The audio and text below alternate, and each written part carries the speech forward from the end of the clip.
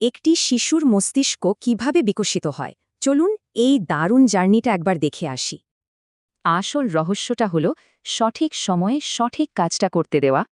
এই পুরো জার্নিটাকে আমরা ৩টা মুখ্য ধাপে ভাগ করতে পারি, আর প্রত্যেকটা ধাপই খুব জরুরি।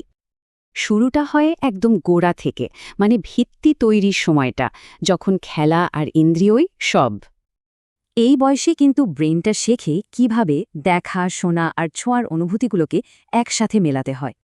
এই কাজগুলো হাতে কলমে খেলার মাধ্যমে ওদের শারীরিক জগতের ভিতটা মজবুত করে দেয়। আর মজার ব্যাপার হলো ছোটবেলার এই ছোটাছুটি কিন্তু বড়বেলার বুদ্ধিদীপ্ত চিন্তার ভিত গড়ে দেয়।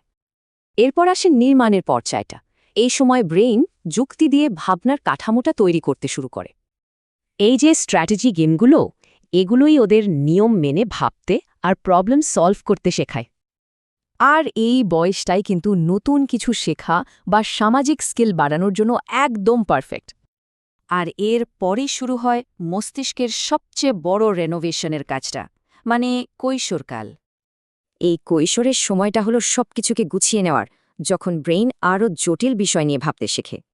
এই সময়কার কাজগুলো তাই ভবিষ্যতের প্ল্যানিং আর বাস্তব জীবনের সমস্যার সমাধানের দিকেই বেশি ফোকাস করে। এই স্টেজের একটা ইন্টারেস্টিং ব্যাপার হলো নিউরোবেক্স। এটা ব্রেইনের রুটিনকে চ্যালেঞ্জ করে। এরকম ছোট ছোট অভ্যাস বদলানো কিন্তু ব্রেইনের নতুন কানেকশন তৈরি করে, ব্রেনকে শার্প রাখে। তাহলে বোঝা যাচ্ছে আসল উদ্দেশ্যটা শুধু কয়েকটা স্কিল শেখানো নয়, এর পেছনের কারণটা আরও গভীর।